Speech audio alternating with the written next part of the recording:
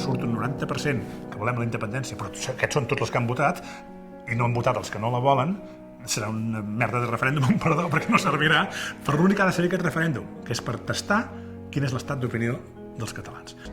Un cop sap aquest estat d'opinió, llavors és quan comencen les negociacions. No s'ha de negociar per votar. Un cop se sap el resultat de les votacions, és quan veient aquest resultat es veurà cap a quina direcció s'ha de negociar, perquè evidentment ens podem independitzar d'Espanya si ens a la brava, no?